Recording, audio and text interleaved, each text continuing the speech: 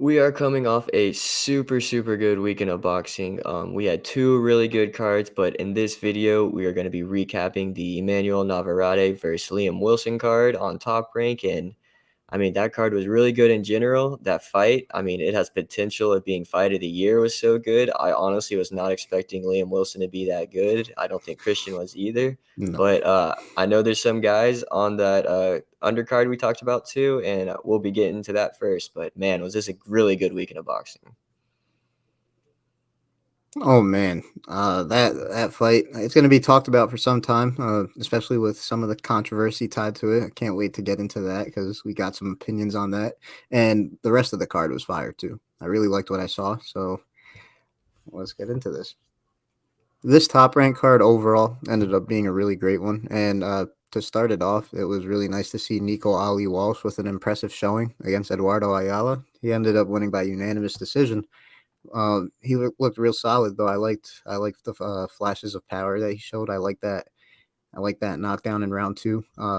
With the right hand, it was real solid. Honestly, it looked like the kind of punch that would daze somebody for a little. Obviously, Ayala saw the fight to the end, but I think that was a good showing for Ali Walsh, and it was good reps. Like I know that's sometimes seen as an excuse, but like with a developing fighter, in this case, it's really good to let him get rounds, I guess. So if he wanted to go that route, that's good. But he got the obvious victory, so I think that's really good for him. But I don't have too much more to say about Ali Walsh other than like I'm just glad to see him developing and continue to develop. I just want to see the hate die down just because I think a little unwarranted, and I don't think it's that crazy as crazy as it was at some point because he has improved. So I think that's kind of helped his case. I know, and I think you're about spot on with everything. I think this was the best fight I've seen from him so far, all around. He still does get hit a lot. That's one thing I just want him to see him clean up a little bit. Like you said, his power looked really good. That right hand he knocked him down with in the second was it looked brutal, honestly. If honestly this was a different guy, like you said, probably would have knocked him out. This guy was honestly a warrior. Ayala, the scorecards really don't show justice to him. He was in there battling too. He was throwing punches left and right. Walsh was just doing a better job and landing a lot more combinations than Ayala was. But I liked everything I saw from Nico here, and I'm excited to see him move forward because this was a really good positive step for him, I think. Yeah, without a doubt, and obviously he's still a long ways to go. I'm excited to see him really take the steps forward to potentially talking about him against some bigger names, but that's sometime down the future if all goes well, of course. Couple But years. yeah, for sure. But another guy, another solid looking prospect. This guy in the heavyweight division, you got Richard Torrez Jr. He knocked out. He didn't knock him out, but he basically, Pretty much did. yeah, with that uppercut, it was nasty. Caught him in the first round with a nasty uppercut. The round ended. James Bryant's corner decided he could not go out and continue to fight. And I understand because that knockout, that was like one of the more flush knockouts I've seen recently. Not knockouts, uppercuts. It was pretty brutal, and I like that he did set it up. He didn't just barge in and do it. It was more so had the jab out here. Ah, sounds like it was interesting. If I'm glad to see Torres showing some solid boxing ability for sure, and I want to see him continue to develop. My thing with Torres, compared to when we're talking about a guy like Ali Walsh, Torres, as I've mentioned before, decorated amateur. This guy has a lot of experience already. So I think he's going to move up a lot faster, up the rankings in that sort of sense. So I think sooner than later we could start talking about him with some other names. Uh, you don't want to see Big Baby though. That's all I'm gonna say. Yeah, you don't want to see him yet. No, no, no, no, No, no. no. I mean, I honestly don't know what else more to say about Richard Torres. I mean, you pretty much said it all for this fight. I mean, brutal knockout. Well, not knockout, stoppage, but yeah, you pretty much said it all. I don't really have any more to say. Only thing I really wanted to say about it was I'm just happy to see him actually box. He didn't go in there wailing away like he did in his past four fights. So it was just nice to see him settle in, set some stuff up, and just kind of want to be in there and box and not just knock someone out. I mean, he's gonna knock them out. I mean, he's 5-0 with 5 knockouts now, so I'm just happy to see Torrez come out with a win, and I'm ready to see him fight some better competition now. Yeah, with all due respect, not no former NFL players. No, I'm playing. I'm just messing. But for the fight leading up to the main event, we had another solid showing from Arnold Barboza Jr. up against a solid name in Jose Pedraza. He ended up winning by a unanimous decision.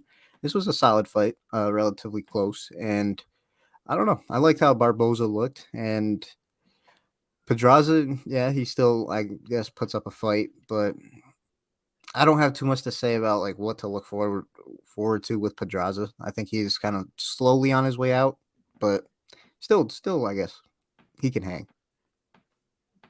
Oh no, he still can hang for sure, but I mean, Arnold Barboza Jr. looked super, super sharp this entire fight. Haven't really seen too many fights of him. I watched a couple of his recent ones, but man, did he look super good in this one, and against an opponent who's respectable too. I mean, Jose Pedraza is no slouch. I mean, he's been around for a while. That was his fifth loss, but I mean, this is going to shoot Barboza up into title contention now. He was the number 7 person in the super lightweight division, but I'm ready to see him kind of take another step. And I know a name that's been kind of thrown around with him is Teofimo Lopez. What do you think about that? If Tiafimo is on top of his game leading into that potential matchup, honestly, I think Tiafimo cooks him. But Barboza has a fighting chance, of course. Obviously, he's a really solid fighter. Just cooked Pedraza, who's a really more of the boxer type. But uh, yeah, I would have to lean towards Tiafimo if he's looking better than his performance against Sandor Martin. Yeah, I mean, I think that would be a really interesting matchup. I For think sure. that probably is definitely going to happen too eventually. But I mean, this dude looks legit, honestly, and I'm excited to see about what he has for us later on this year. Yeah, without a doubt. Uh, but for the main event, this was a banger. Emanuel Navarrete up against Liam Wilson, who exceeded my expectations first and foremost. That man was in there fighting. He was in there to hurt Navarrete. Uh, he was hitting him with some solid shots, a couple of left hooks that just looked pretty brutal, in my opinion. Had Navarrete dazed, really dazed. Looked like he was about to get stopped a couple of times, and yeah, Navarrete was fighting. He was doing his thing as well. That was a brutal fight. I'm not gonna lie to you. Yeah, that really was a brutal fight. I mean, it was back and forth, to be honest. It really was not what expected at all. I expected Navarrete to come out and just dominate that fight, but it kind of was the opposite way. I mean, Liam Wilson, fourth round. I predicted a fourth round knockout for Navarrete. Liam Wilson almost got it in the fourth round, and honestly, probably maybe should have gotten it. There's a little controversy around that, and there's a whole bunch of controversy around it, to be honest. But I just want to hear your thoughts on the knockdown because I mean, it was set up pretty nice, to be honest. Okay, for sure, the knockdown was clean. The knockdown was clean, but then Navarrete had his glove on the canvas, and he was hit after he was officially knocked down. So that's one part of the controversy in Navarrete's favor. But in Liam Wilson's favor, Navarrete had like a solid fraction of a round to recover, basically. 17 Obviously, seconds, 17 17 extra. extra seconds. He was definitely up before the 10 in his defense. I personally would say that's more misconduct on the ref.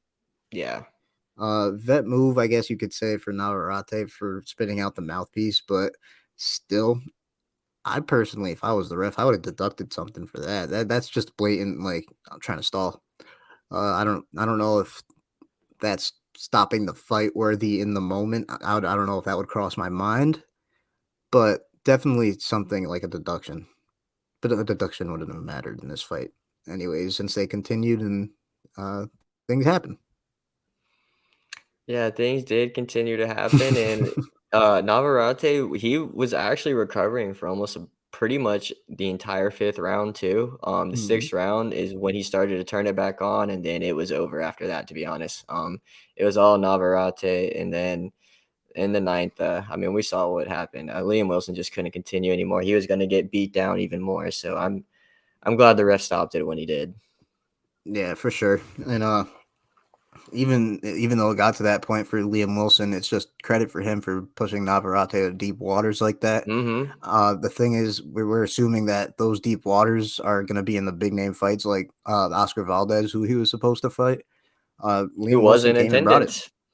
Yeah, and that's definitely in the making. After that, I feel like I'm looking forward to that. But still, deep waters. Liam Wilson did that for Navarrete, which I think is good for him.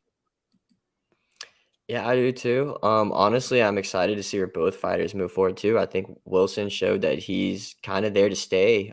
He doesn't have too many professional fights too. I think that was his 13th. I think he's 11-2 now. But he's got a solid name under his belt, and I can see him maybe contending again in the future. But Navarrete, I'm excited to see where he goes next. And that does it for this recap video of this ESPN Top Rank card, Navarrete versus Wilson. This was a super solid card all around. I liked what I saw out of all these prospects and everything. I'm looking forward to seeing where all these guys go, especially Nico Walsh with how good he looked. But before we get out of here, make sure you like, make sure you subscribe, and make sure you turn on notifications to know that when we post new content. And also, let us know down in the comments what you think about an Oscar Valdez versus Emanuel Navarrete fight. That looks like to be a super fight, and we're both looking forward to it. Oh yeah, let us know your predictions on that. You can let us know in the comments. You can also let us know on any of our social media pages your thoughts. You can find us on Instagram, Twitter, or Facebook, all at ATNW Podcast. If you want, you can find my personal Instagram and Twitter at Christian_S52. If you want, you find mine at ahandy2215. That does it for this recap, though. Look forward to the next one. It's about to be another banger of a card. But Top Rank, good job this time. Until then, peace. Peace.